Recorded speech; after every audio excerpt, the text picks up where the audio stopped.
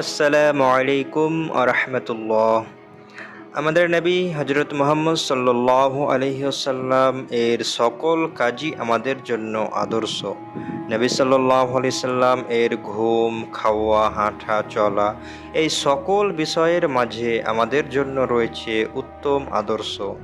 মহানবী সাল্লাল্লাহু আলাইহি সাল্লাম প্রতিদিন সকালে 7টি খেজুর ও দুধ দিয়ে নাস্তা করতেন।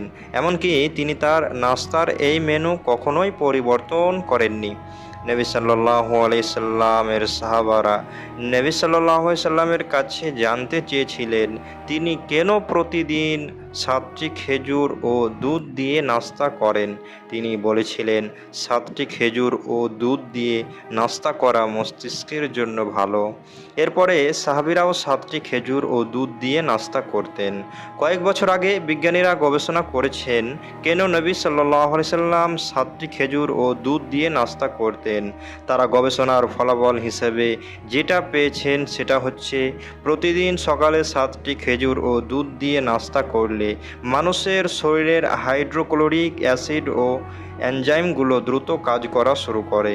এতে করে মানুষের শরীর ভালো থাকে।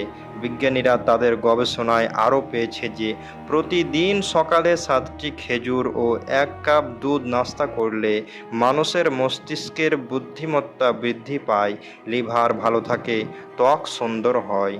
আমাদের নবী সাল্লাল্লাহু আলাইহি সাল্লাম প্রতিটি সুন্নত মানার মাঝেই যে কল্যাণ বিজ্ঞানীদের এই একটি বিষয়ের উপর গবেষণা থেকে বোঝা যায়। আজ থেকে 1400 বছর আগে আমাদের নবী হজরত মুহাম্মদ সাল্লাল্লাহু আলাইহি সাল্লাম যেভাবে নাস্তা করেছেন সেইভাবে নাস্তা করার মাঝে বিজ্ঞানীরা কল্যাণ খুঁজে পেয়েছে। অথচ আমাদের নবী হজরত মুহাম্মদ সাল্লাল্লাহু আলাইহি সাল্লাম বিজ্ঞানীও ছিলেন না, আবার ডাক্তারও ছিলেন না। আমরা মুসলিম হিসেবে আমাদের সবার উচিত নবী মুহাম্মদ সাল্লাল্লাহু আলাইহি ওয়াসাল্লাম এর প্রতিটি সুন্নতের উপর আমল করা। নিঃসন্দেহে এতে আমাদের মাঝে রয়েছে বহু কল্যাণ।